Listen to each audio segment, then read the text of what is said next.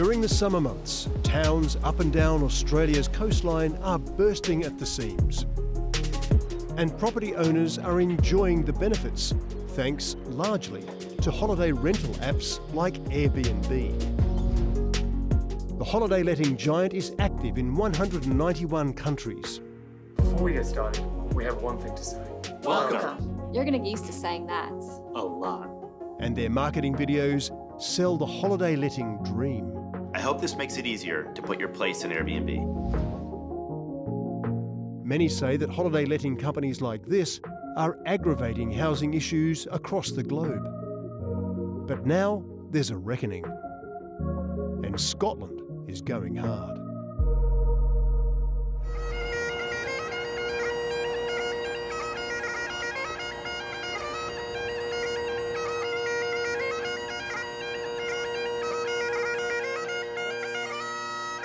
One of the UK's most popular tourist destinations, Edinburgh relies heavily on holiday lets like Airbnb to host thousands of tourists who bring in something like $2 billion Australian dollars to the Scottish economy every year.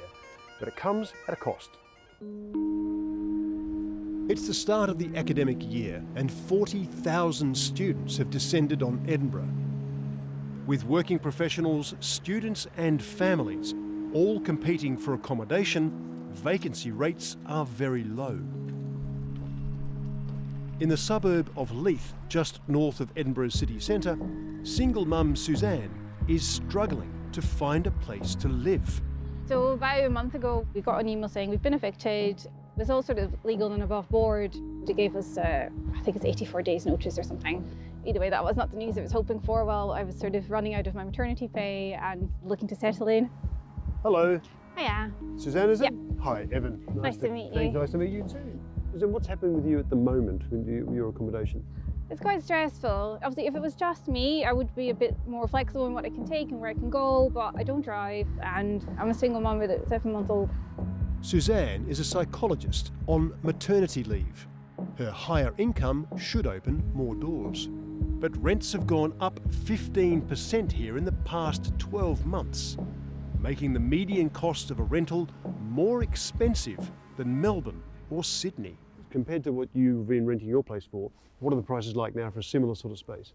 Well, there's actually flats going, or there were in the building that I'm in, and they've gone from, so I'm paying $850 and they've gone for $12, $13.50. Wow, so it's like a almost £600 Pretty a much. month increase. Yeah, and I've only moved there 2 years ago. What's driving up the rental prices?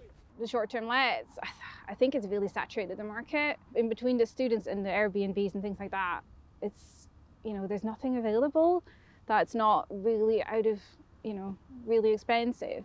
So what's the impact on people like you of this situation? Well, I think it's forcing local people out of the city, out the outskirts of town, because it's just not affordable anymore for just people who have jobs and are not here for a holiday or anything like that.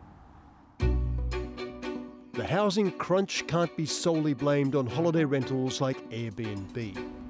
Scotland is facing a huge housing crisis.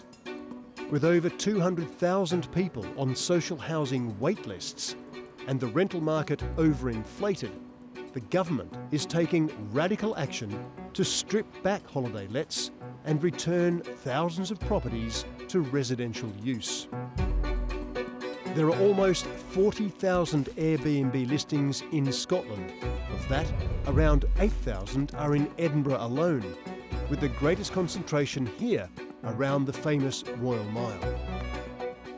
According to Edinburgh Council leader Cami Day, the proliferation of holiday lets has created huge problems for the city. Over decades, we've seen the shift, I think, change in terms of more and more short-term lets. Airbnb are one of the platforms, a whole number of providers of short-term lets across the city, and we feel in Edinburgh that balance has just got a bit out of kilter. Out on the Royal Mile, Cami has offered to show me the problem as he sees it. At the moment, is this like a ground zero for the short-term lets? So that's probably the most popular part. In the summertime, this street here is closed off. It becomes a fringe festival for the city in the heart of Edinburgh. So this is a prime area for people to get to stay in. And this is where you'll see, I'm sure, many of the short-term lets right here. But I would rather see people living in these fairly large family flats. We know there are development companies and individuals buying up these properties to then put them into the short-term market let, because they know the income for a property here is probably quite a lot of money every week. What would they be making a week from somewhere here? I think easily you could get £2,000. Probably, that's a conservative estimate. So this is an example, some beautiful old flats bang in the city centre, and we see here 8 out of 11 flats in the High Street in the Royal Mile being used as short-term lets. I mean, what's the problem? I mean, surely that helps bring money into Edinburgh, having so many short-term lets right here. This is the selling point, isn't it? So it helps bring in income to the businesses around here for a short period of time during the festival times or at Christmas and New Year.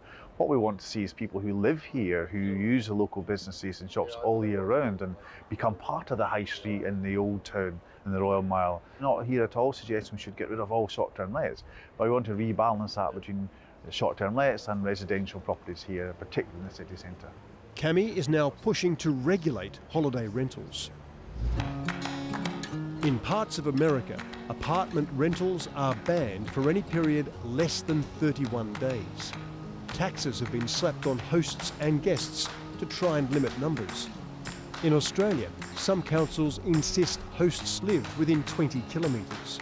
And they've introduced bizarre bans on clapping and singing to restrict party rentals. One of the big things has been complaints, isn't it, about sort of party things? Yeah, I mean, people complaining about antisocial behaviour, too many people in there. So what is Cami's plan? So if you have a property that you're looking to let on the market to short-term lets, you'll need a planning application for that, but you will also need a licence to operate as a short-term let property. In a world first, all holiday letting hosts in the country will need a licence to operate. And licences will only be granted to properties that adhere to strict criteria as laid out by local councils. Is there a danger here that you're going to restrict the amount of accommodation available for everybody that wants to come? I mean, we'll take every application as it comes, but undoubtedly this will mean a reduction in the availability of some properties. What we're saying is that the city centre particularly has become saturated with short-term lets, and we want to rebalance that so we can have a living, thriving community here. That includes tourism. Tourism is one of Scotland's biggest employers and an industry worth almost 21 billion Australian dollars. Many holiday letting hosts are furious with the changes and say the tourism industry will collapse without them. Tourists are not going to have as much choice because we are losing potentially a couple of thousand properties like this, and they're just going to have a very different experience.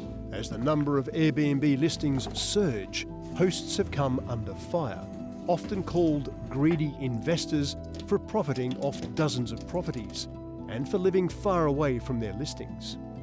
But this is not the case for the majority of hosts.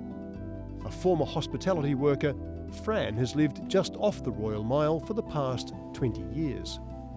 Today, she's getting ready to host some guests in her one and only Airbnb property.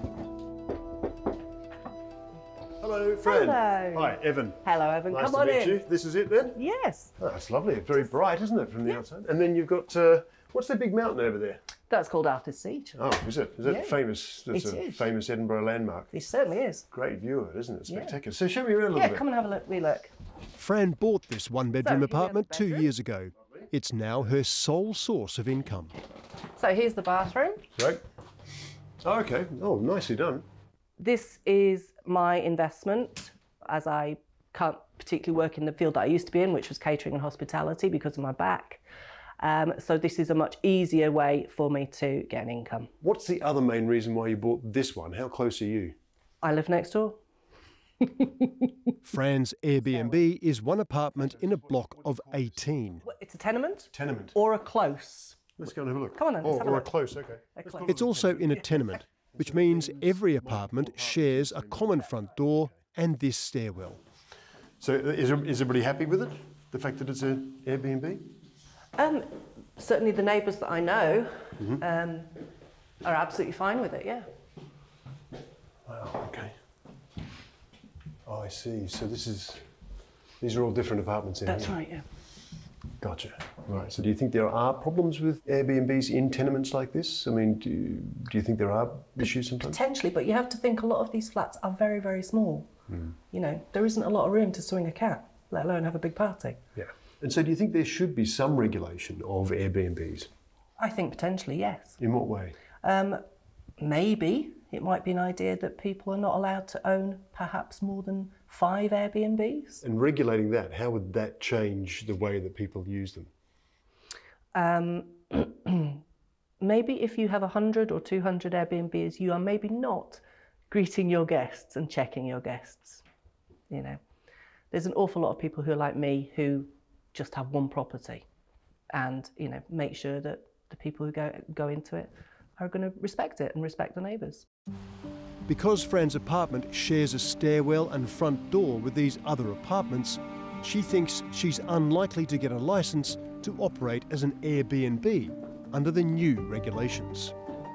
So you pay, I believe it's up to £700 for your planning permission, and generally it is being,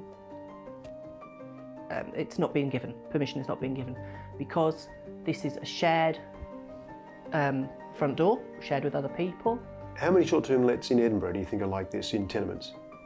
A lot, an awful lot, yes. Because this is the way a tenement is, basically how to pack in a lot of people in a small space.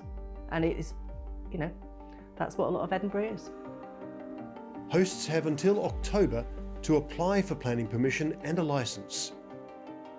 Fran's decided to give up Airbnb and find long-term tenants. How does it feel to be now in this situation? I have to say that I've lost some of my enthusiasm about it. One of the things that happens with the Airbnb is that guests write you a review, and I'm afraid that the last month or so I've not written reviews back because it's got to stop, and I feel quite sad about it. I feel very sad about it, actually.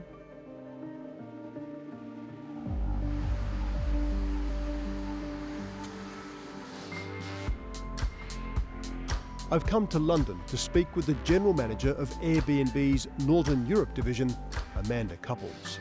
Hi, Amanda, Evan. Nice to meet you. Nice to meet you. Welcome. Thank you for your time. Welcome to our home. Airbnb. Yes, This is the headquarters. Airbnb, High Street. She says while the company isn't averse to regulation and registration, the licensing plan in Scotland takes it too far. The idea that you need to be licensed to open up your home, we think is disproportionate and really, really burdensome on these kind of everyday people. Most people don't know this. Around 80% of our hosts are really ordinary, everyday hosts. The majority of hosts actually open up their primary home. Now, the fact that so disproportionately it's those people who are saying, actually, I'm not going to host anymore, I think is sort of testament to why this legislation is misdirected. Shouldn't they be licensed in a way to give the council and neighbours more control? We absolutely acknowledge and agree that in some local areas, it might be necessary, it might be desirable to limit, you know, the type or the extent of short-term letting activity that takes place. It's not really for us to say as to whether that's the right thing for a community. At the end of the day, short-term letting is only one input into what is a very, very complex problem, which is housing. What do you think is going to be the long-term impact of Scotland pursuing this in the way that they've so far outlined? These communities are going to be damaged. These families are going to be damaged. There's not another source of income that they can turn to. We would very much expect to see impact in those rural communities where actually often tourism is the industry. It supports a village pub, it supports a village shop. All of that is put at risk when you can't do that anymore.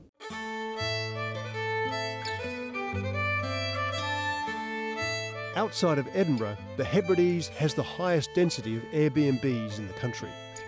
On islands like Tiree, the population triples in the summer, and the money they make during that time carries them through the long winter.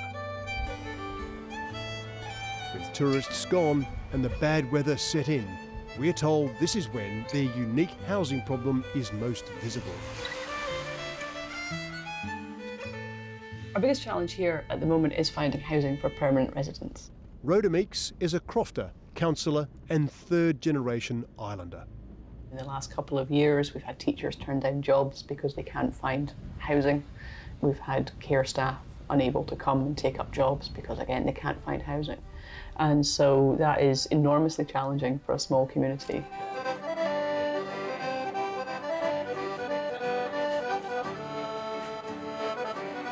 It's Friday night, and I've arranged to meet Rhoda at the pub. Rhoda echoes the concerns voiced by Airbnb and thinks the new legislation could force hosts to remove their properties from the holiday letting market altogether. If we lose all of those short-term lets, we have a massive impact on our tourist economy. And we have a lot of businesses in this island who rely on tourist income through the summer to get them through the winter. Housing is the #1 issue for islanders, but Rhoda doesn't think short-term lets are the main problem. And she's offered to show me what she means the next day. You know, over the last year, this year, Tidey has had over 1 metre of rain. I mean, we get plenty of rain, we're in Scotland, but that is, you know, knocking it out the park, that. Pretty much every single house you're seeing as we go past here is not permanently lived in. You know. And has that happened over the more recent years? That one, just gradually, you know, attrition rate, people moving away for work, same here. Almost all of these are second homes in one way, shape or form. Second home or short-term lets? Combination of the two. Majority second home, but there's both.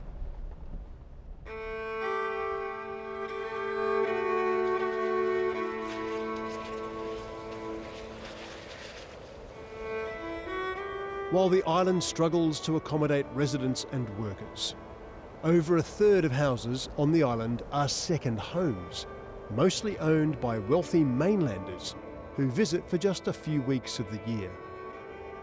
They aren't even listed on Airbnb and contribute very little to tourism or the community.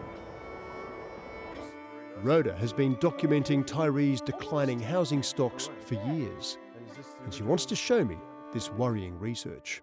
So what you can see here is the east end of the island, which is where I live, and just here.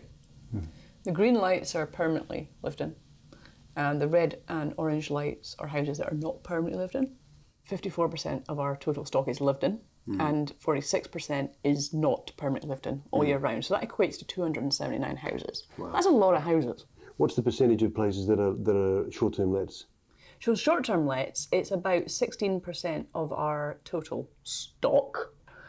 Housing stock. When we actually sat down and ran the numbers, it was really interesting to see that whilst short-term lets make up a reasonable percentage of our housing stock, 16%, actually the bigger problem here is the fact that there's so many houses sitting that aren't used as much as they should be.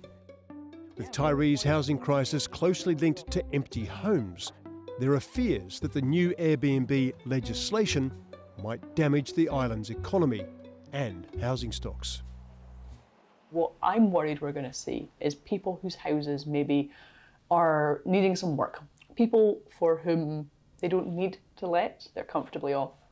I can see those people saying, I'm just not going to let it. It's going to become a holiday house only. And those houses are still not going to go back into community use.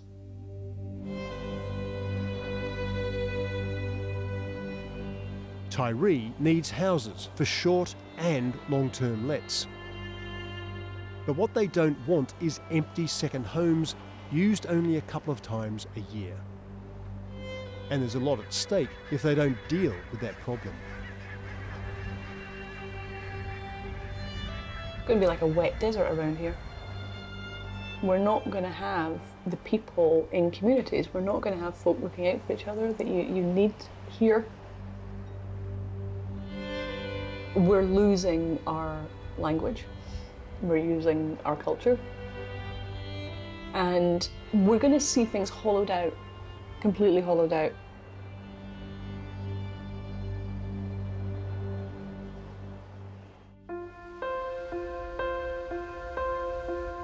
Back in Edinburgh, the new legislation appears to be having the desired effect. Fran's property is now back on the long-term rental market, albeit reluctantly. Much as I don't want to say this, it's not my problem. I'm not building houses. I'm not renting to students, and I don't want to be part of the bandage that the council is asking us to be. I want to be able to, as I own this property, I want to be able to have the people in that I want. But at a time when the world is still figuring out how to manage the online holiday letting phenomenon, Cami is committed to finding the balance. We've got a huge number of people desperate to find housing in Edinburgh, and I would rather they lived in houses rather than having them as used as short-term lets. It's not a ban on anything. Let's be sensitive and sensible to manage the city centre more effectively while we can responsibly grow tourism and I suppose reinvigorate the communities that have been here for generations.